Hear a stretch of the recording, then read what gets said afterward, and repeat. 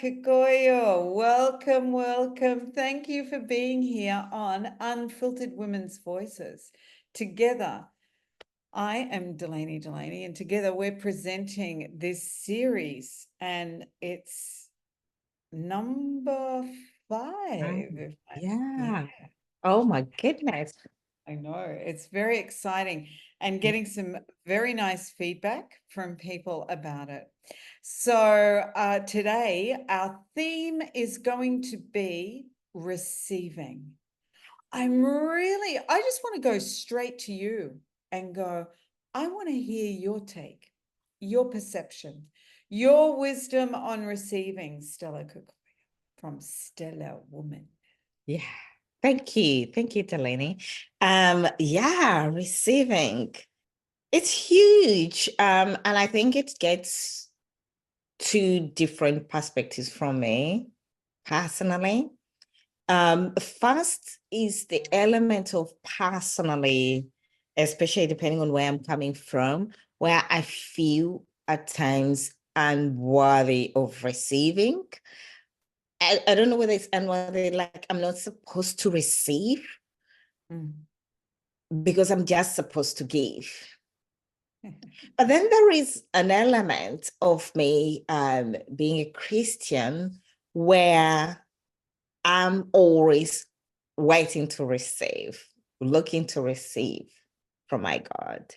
So in that way, I'm open to receiving, but I had never integrated the two for a long time. It took me actually a long time, more recently, that I actually went deeper into spirituality, that I understood receiving in all aspects, but there was a disintegration. For example, there is one time I was holding a women's event and I just started out with doing this work that I do. I just wanted to give. I really just wanted to give. And I thought I was supposed to just give. And there's a woman who came to actually give NLP mastery. And I remember she was shocked that I wasn't asking for people for money. And she just said, how do you do this? How do you run events? How do you pay for these things, Stella? Why do you do this? And this is a great experience that you've just given these women, and you don't want them to pay. No, people have to pay. But before that, there was a time when I ran a vision board workshop. And I remember one woman asking me, Stella, let me give money for this. And I resisted. She was a friend, like not a close friend, but she was a friend. I actually refused to receive that money. And it took me going into Millionaire Intensive, which is by T. Harv Eker, to come to the realization of how I was playing in this world. Yeah. I just opened my eyes and I looked, oh my goodness, this is what I'm doing. I want to help people, but I'm not receiving what I'm supposed to receive. Even when people have said, I need to pay for this, I need to give for this, I kept feeling I'm not supposed to ask people for money. And yet I'm holding events that they are getting value from. Yeah. But then when I go to my high power God, I ask, but he's delivering through these people.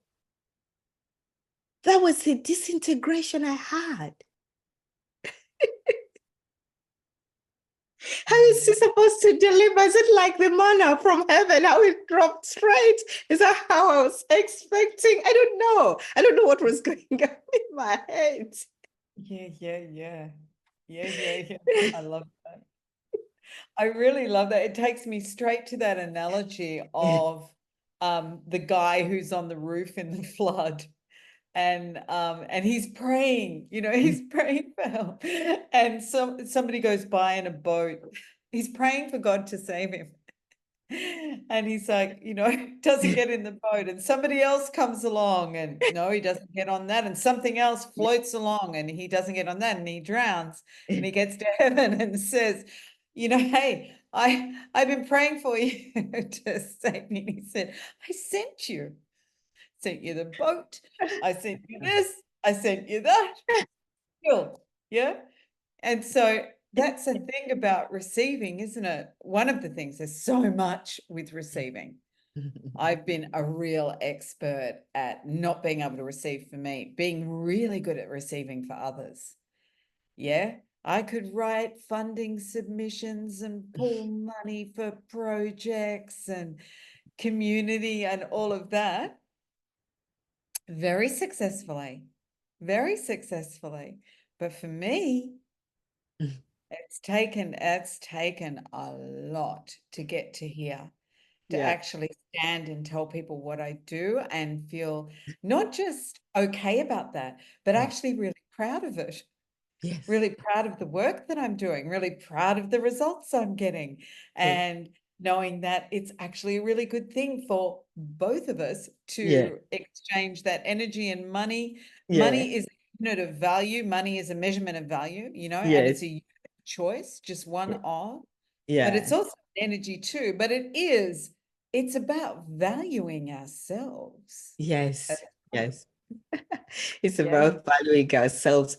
And the funny thing, like you said, exactly what I do when the institute hires me, I feel valuable. I am in that space and I know I'm supposed to be fun. But it was when it's me doing it straight to the people that it was awkward. Yeah. Then you devalue yourself to almost a zero. Yeah. Yet when you go for the institute, they would never not pay you for your hour, for your minute. Yeah. So I would go in there and people would come. You teach them, these chartered marketers, you transform whatever they have to transform. You're paid for that. And you want to deliver it elsewhere, even in simplest terms. And you find that you don't. It has also taken me a lot of time. I just felt like, oh, am I supposed to? Am I supposed to? It's like, am I supposed to ask? Or people just supposed to say, can I give you? But even when they said, I remember a time when I said no. Mm-hmm. It has Mm-hmm. taken so much work Yeah. with my mind to know that I am worthy and I can say it by myself. I don't need an intervening body. Even when I started coaching, I kept thinking if I could hire someone who could do the sales bit, Yes. and I Oh, do all the other work. yeah. I felt Yeah. like that's how I would do it. But actually, I feel like focusing on the value and what you bring to others is the better way, and leave the rest. Just focus on delivering the value Yeah. to Yeah. people. Yeah. Yeah. It gives you better energy. It does. And it's about that allowing, Mm. like allowing the exchange. One of my clients recently said to me, because it's a very intimate relationship in the coaching that I do with people, it's about life transformation. Often people are coming and there's an area of their life that is not running well and they're in a very vulnerable place. And so you get close. Yeah. Yeah. Because people are sharing intimate stuff with you. Mm. And she said to me, oh, I just see this as that is the exchange. It is. You are helping me Ah, to change my life, to it get is. through, It is. and more than just get through, actually go forward and grow in strength and grow in confidence, all those things. And I pay you money Yeah. to do that. And it has nothing to do with the level of connection and care. Yeah. Yeah. It's Just, a different experience. yeah. And it's really interesting. Let's just go to that place, because you were talking about, that melding between the spiritual Mm. and the other work. Yeah. And I think that's a really big one, because I know that in my life personally and in working with people in the spiritual community that there is a still real issue amongst people about being paid for their work. Yeah. Yeah. Yeah. There is a perception sometimes in the potential audience on that, but there is also a perception that it can't be too much, and that you are, even if it becomes okay to charge money, that you can only charge this much. And if you go beyond that, then you're not honorable. And there's so much judgment, so many agendas about it all. Tell me what your take on that is. I think it's a good one still on a spirituality, but you look at it, if you have invested yourself and actually gone on to integrate a modality that you've paid money for. In fact, one lady, I did a training of fellowship of higher education in the UK, but she was among the first women I interviewed for the Stellar Woman magazine. Because she transferred from academia and she's now complete, amazing, distinctive designer of leather wear, shoes here in the UK, shoes and bags. And I always want that dynamic, the person to go back to who they truly are. And when I was talking to her, she just said, remember, Stella, when we were doing that program together, we did that higher education together. She said, remember the cold winters, remember the money we paid, and you don't want to charge? And that was a long time ago. And still I did charge. There was so much in me that needed to change. So she told me, do you remember all of that? And you don't want to charge? She said, she was a bit older than me. She said, Stella, I had to learn. I had to do that because she does distinctive work. It's really high-end boots, high-end shoes. They're so unique.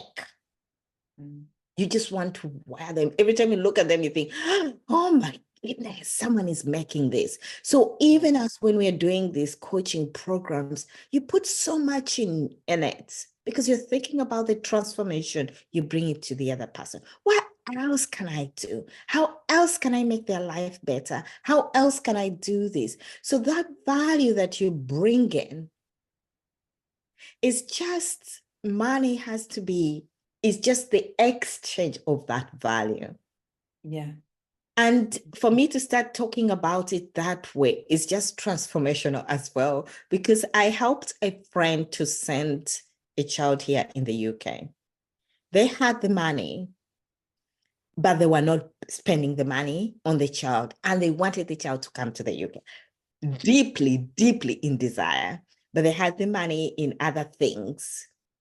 And I gave them the other options, the cheaper options. And 2 months down the road, they come back to you. We still want to see this UK thing work. And I'm like, what?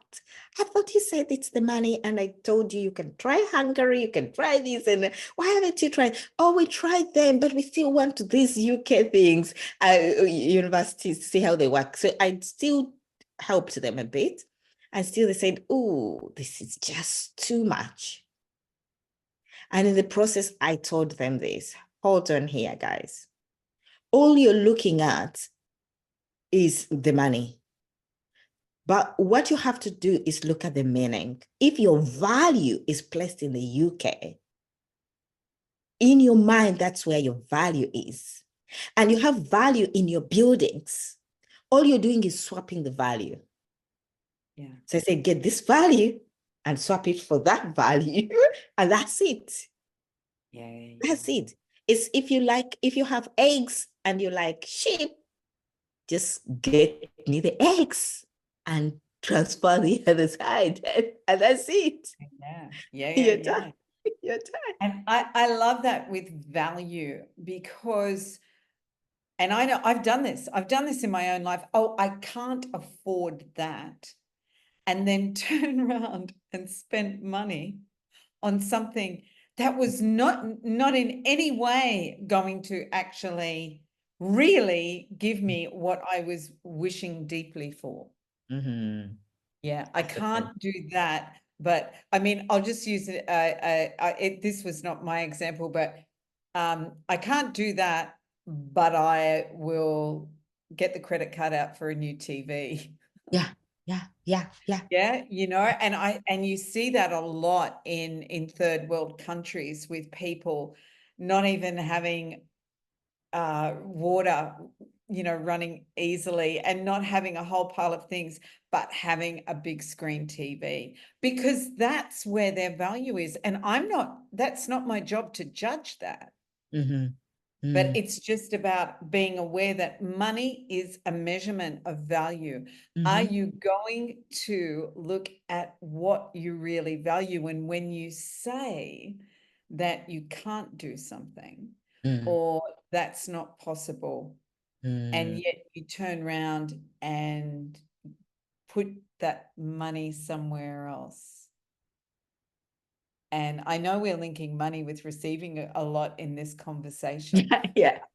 I think it's really important because it's Especially for women. Yeah. yeah, very We much so. women, we need to talk about it that way. Yeah. Yes. Yeah. Yeah. Because So that thing of, do you value you? Where are you valuing you? What is it? Getting clear on that. What do you actually want? Why do you want that? And being ready to receive, definitely. Because for me, at times when we talk about receiving, I tell high power, my God, to open my eyes, because I'm so sure I have blind spots. Yeah. I'll miss an opportunity. So I keep saying, God, help open my eyes, open my ears to hear what I need to hear. Because I know for sure with life, you focus on other things and you miss the things that you need to focus on, the message you need to hear. We call it selective distortion. All of those things in marketing, that's what we call it. We distort the knowledge, or we select particular information, and you have to be aware of how your mind is processing and what it's selecting. Is it serving you for the greater good of what you want to go, for the path you want to go on? But going back to receiving, ensuring that if I'm open, if my eyes can see, I'm going to receive the opportunity. Yeah. It can camouflage itself with high value. It doesn't mean it's not your opportunity. It doesn't mean, and shouldn't scare you, because I've seen myself, like meeting you, coming to Singapore. No, was not anything I could afford after losing my best friend and going to Uganda and spending all that money. And it was hard for me to even put it at the table with my husband, really hard. But I focused on desire. I've had to mentally learn to do that in my life. And when I placed it there, I didn't feel I was worthy of going to Singapore. I felt like it's almost selfish. You've just finished with your best friend, gone time, he had to take over the children, everything. And then now you're going to Singapore. So a lot of things were not, but I focused on the desire. And funny enough, sometimes you get a different reaction. He just said, after a while, thinking about it quietly, he just said, that's Singapore. Let's think about it. Yes. I know, same in our household. It was really like, oh my God, it's possible. And then the next thing it was, let's find this possibility and see if you can go. Yeah. Yeah, and that's how I meet you. And that's how I meet everybody. So I would have closed off from telling myself a story. No, I just focus on that desire and put it at the table. I really did not feel I was worthy. It was worth it after spending so much time in Africa and coming back. And now I want to go away. It's been like, oh, really? Yeah. So then, let's be ready to receive. There's a couple of different things in there with the receiving too. There's the facing the fear of not being worthy. Like there's having to actually, because I know I went through a very similar thing about the same trip where we actually met, and we would not even be doing this if we both had not have made that choice. but it was the same. It was a very similar thing. And I had to look at that. And you know what was really amazing? And this is what I love about life. You don't necessarily have to go digging all the time trying to find why am I doing, why? It's not about the why. When you make a choice and you're willing to actually see, because I do a process too with my perception of God or the source of all that is about uncovering my eyes, uncovering my ears and my mouth and giving it over. Yeah, whatever is in the way. And so I had this experience, and I could see myself being quite crotchety with Rick. And then when I looked at it, it was like, oh, I'm feeling like I shouldn't be really excited about going to Singapore. It was hilarious. And he was like, what?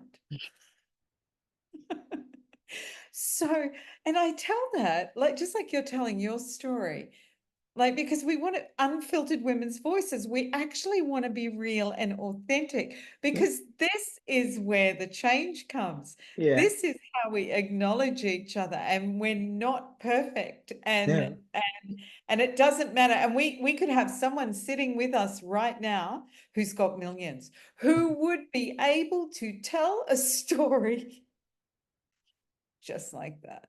Yeah. Yeah. It's this is the human condition. It is being human. And the more that we can unfilter and be honest and be who we are in conversation, and we don't want to bore people, and we want to make it interesting and all of those things, but we want to be real, because that's receiving ourselves. Yes. It's no greater gift Yes. than receiving yourself. And there's no greater gift to yourself, and there's no greater gift to share in the world. Absolutely. Fantastic. That's definitely very, very good. And when we ask, and most of us are asking all the time, I want this to be done. Sometimes you're asking through wishes. You're asking. So you have to be ready to receive. That's why we have to open our eyes to see it's coming. Like the boat metaphor you gave, the boat has come. Are you? Yeah. It's here. It? Can you see it? Yeah. It's going Can you to believe it? Can you believe it too? Because that is part of I love the, when they found those scrolls from the Book of Thomas in 1942, and you've got to actually feel it in every cell. Yes. Ask and receive is actually, you must believe, you must actually, and even beyond believing, like just know. Yes. Actually knowing. And that's, I know, and I'm sure it is for you too, a big practice in my life right now. Yeah. Because to be an entrepreneur, to go out there and be in business in the climate, in everything that's going on, you have to be courageous. You have to really be willing to commit. You have to be willing to believe, and you have to actually step into a space where you know what your offering is really, that you resonate so deeply, and you know your own worth. This is what sustains, and we just continue to grow with that. But that receiving, ask, believe, receive. You got to feel it, you got to see it, you got to connect, but you can't just dream it or wish it. You have to take action. You have to take action. You have to take action, definitely. And also, I think that, and the word you use there is courage. That word is a powerful word.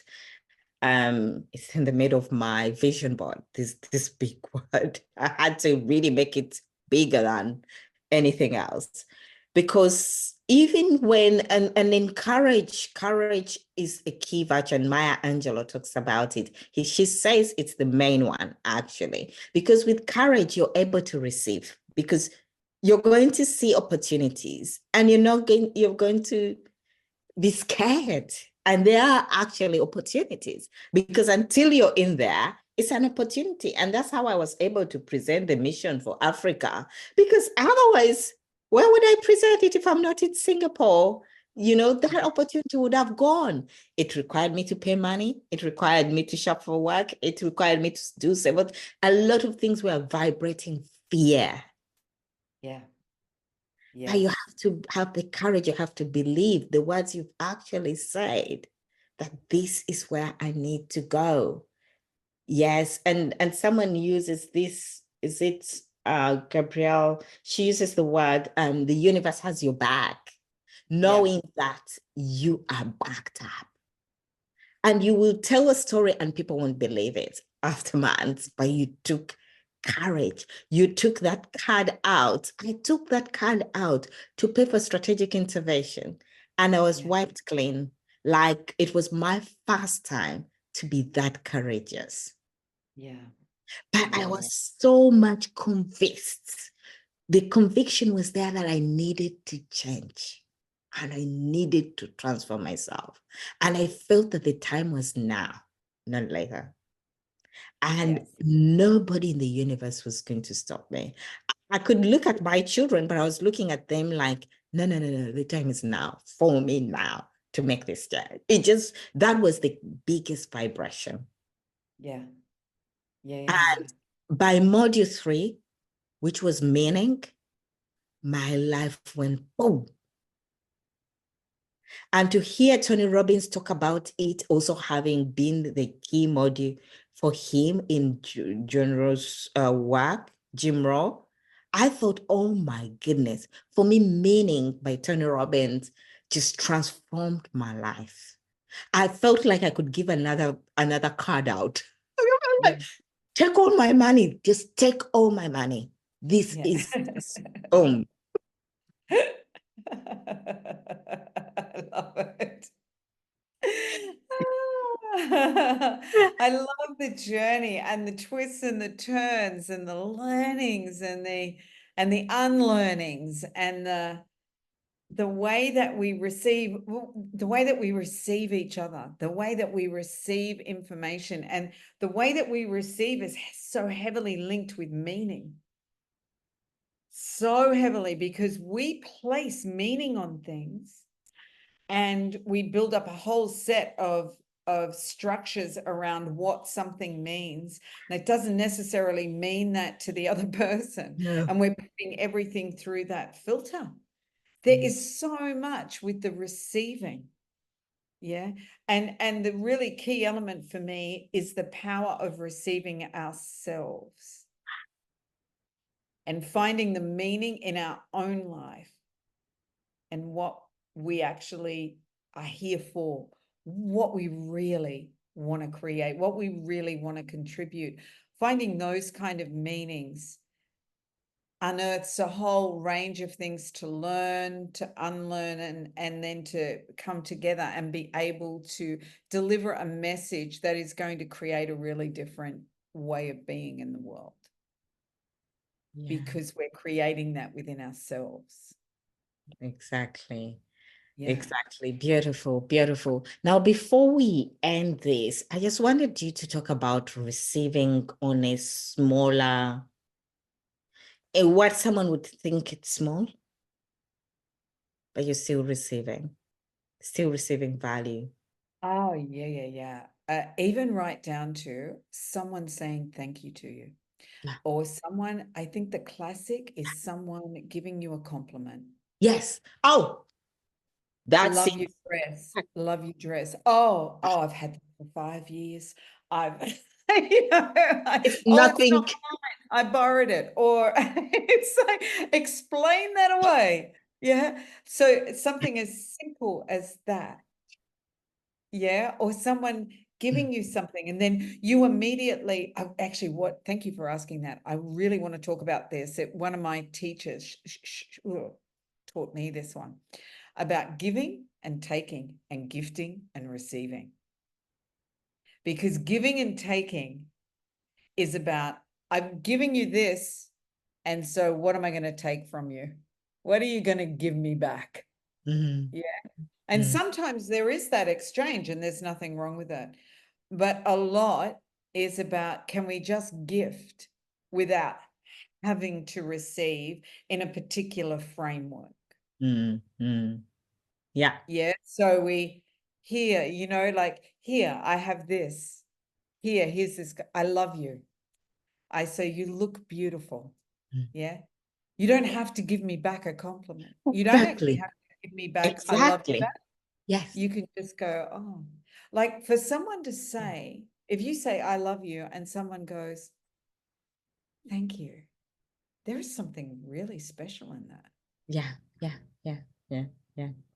When Yeah. someone says, God, you look beautiful, and you actually stop and receive that, Yeah. like allow that, because you'll feel like even the mere thought of it, I've got goosebumps all over my body just saying that. If you pause and just look at the person and receive, or if it's on the phone or what, it doesn't really matter, pause and actually receive it.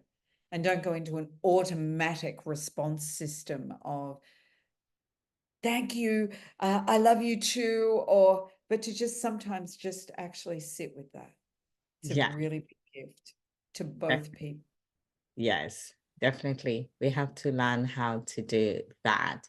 Definitely for the smaller things, they love you, thank you. And also, yes, when you're gifted a gift, and yeah, you were talking about gifting out, and I was trying to think about how all those work in our minds. Sometimes you think, oh, I have to give back someone something. Yes, at times people just want to give you, and that's it. They just don't have to expect anything back. So just receive, just receive. Then when people get a gift from someone continuously, they start to feel like, oh my goodness, I don't know how to relate with that person because I haven't given them anything.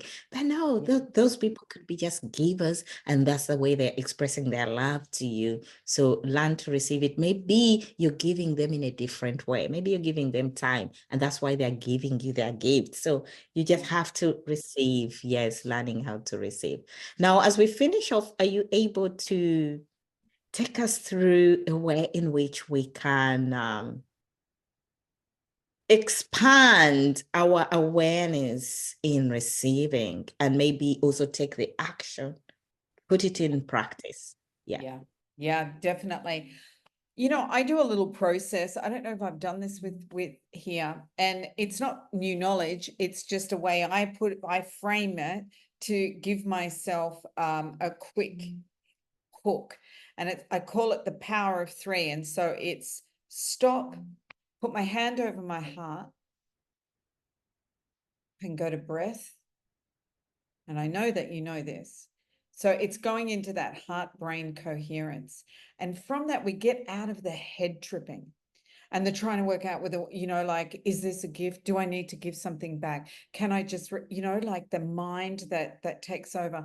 And so I would say, try the power of three. This is extremely powerful for so many things. So to actually put your hand over your heart, stop everything, focus on your breath.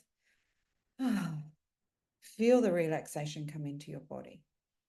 I do this numerous times a day. I've had people really get profound effects from this. And this actually brings you to presence. And we talk about receiving, then this is a fundamental being here, being in this body, being in our home, not being out in the mind all over the place, but to come back and have that moment. Because in that's when we can actually stop ourselves being on autopilot. And it means that we can go, thank you. Thank you. Very good. Okay. Yeah.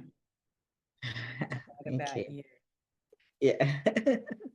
um, for me, when it comes to receiving, I don't know, depending on where everyone is, if they can take what you have said, depending on where you are, your journey, whether you're not a receiver like I was at some point, completely, or you're really a great receiver. Could be it's a different scale for each one, but really getting still to the smaller perspective of acknowledging yourself in the whole relationship of who you are, and maybe going a little bit into the spiritual context. This is the human being in your journey, in your life journey, bringing this bit to you, and still coming to presence, acknowledging that moment of your relationship. I'm not going to say transaction, relationship. Yeah, because if you say transaction, it might not have the intention to come back, but we're building a relationship here, and there could be an intention to come back together. So having that moment and just staying with presence, I think, let me just build on to what you've just offered, just maybe emphasize, stay in that exact moment and treasure it. Just treasure that moment. Yes, you're just speaking the language of value exchange. That's all. That's just the language you're using in that particular moment, whether it's a gift or a word or money or whatever it is, you're just having that as a form of language of expressing what you're offering to each other. And let's leave it at that point. Yeah. I really love that. And there's something in there for me with the Gottmans are experts in relationship and marriage. They've been doing stuff for decades and research, and they're amazing. And they have a thing where they talk about that receiving the offer of somebody and turning toward rather than turning away. And I feel like there's something with that turning toward.